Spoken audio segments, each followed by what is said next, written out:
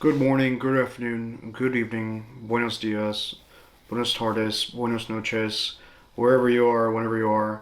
I hope you're hanging in there, standing in there, doing what you need to do, and just give them your best. This is Poem of the Day. Today we're going to be reading Dream Within a Dream by Edgar Allan Poe. I have a lot of time to think. I was thinking about it. I'm going to do a couple Edgar Allan Poe videos following this one as a little bit of a volume, you know? That's always exciting. And I was also thinking going forward we can do, little blocks of certain poets. I just didn't want to do Edgar Allan Poe because everybody knows him. Everybody knows him. He's the man, the myth, the legend. He's a very interesting person, and he helped to develop the horror genre. He was a West Point cadet, suffered from depression, just a really inspiring artist. And even though the artist is always in a way stricken, like Van Gogh, makes me think of him. It's just a cycle that repeats itself. Usually, these people who are so stricken are very expressive.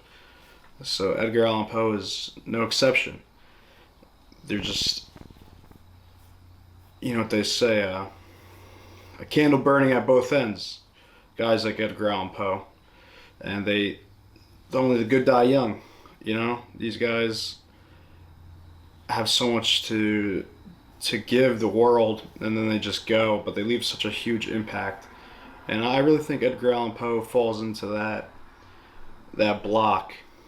So that's my little soapbox on how I feel about Edgar Allan Poe. Much admiration. Um, but let's just jump into this poem. And again, the next couple videos we'll read a couple Edgar Allan Poe together. And yeah, like I said earlier, he's so well known, but who doesn't love a good poem? So let's jump right into it. A dream within a dream.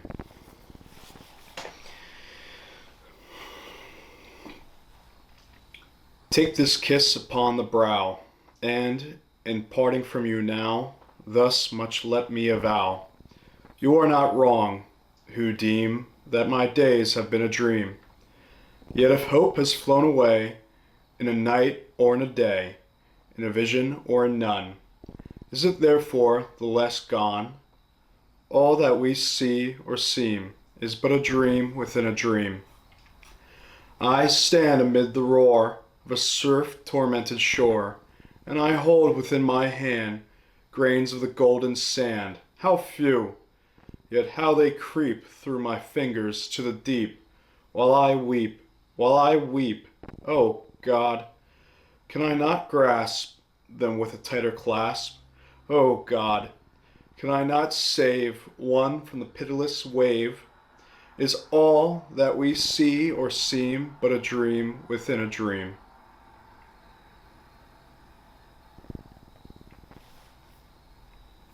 What a poem, what a poem.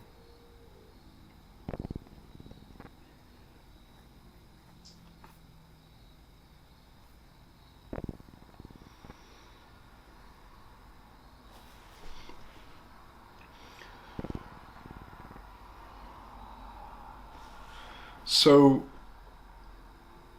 to me, Poe is more of a classical poet. He follows more of the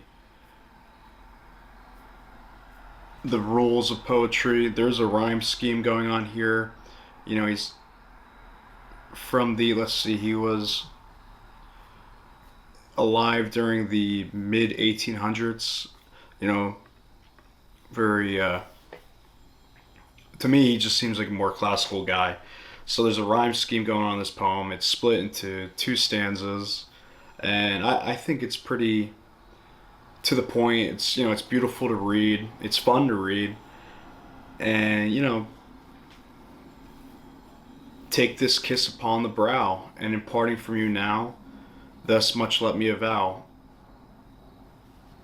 Edgar is leaving something, and he's leaving something. It's probably a love. He feels like he's losing something, yet if hope has flown away in a night or in a day, in a vision or in none, is it therefore less gone? All that we see or seem is but a dream within a dream. So it sounds to me like this person is struggling with reality. They're confusing reality with fiction. Everything to them feels like fiction as it slips away. And to him, I stand amid the roar of a surf tormented shore, and I hold with my hands grains of the golden sand, how few. So to me, the self tormented shore is this personal bubble that this person's living. You know, this is a poem about the contrast between reality, and I really think it's a poem of man versus self. Because again, just it sounds very autobiographical of Poe. He struggled a lot with the life around him. You know, he holds within my hand grains of this golden sand, how few yet how they creep through my fingers to the deep. While I weep, can I not grasp them? Can I not save them? So it sounds like he almost feels guilty too. At first, I thought maybe he's holding on to the past, but then he says, I cannot save them from the pitiless wave. He can't save the sands. I don't know. Maybe he's.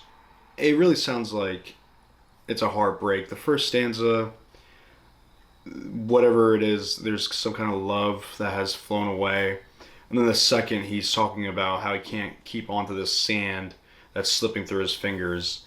So it sounds like really he just can't hold on to what he cares about: love, care, passion. You know, he whatever it is, he's just struggling holding on to something he really enjoys. And I think that poem just drills into it.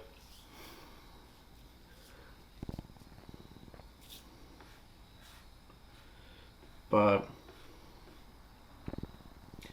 yeah, I mean the quick and dirty. That's really all I have to say about this poem. You know, thank you so much for listening and reading it with me. Definitely recommend you read it yourself. Like I said, it was really fun to read. And yeah, stay tuned. The next couple videos we'll read Edgar Allan Poe together, the original emo boy of the 1800s. So that's not to say he's not, you know, one of the greatest literatures of all time. Just like I said, I have much aspiration for him. So yeah, thank you again, and keep it real.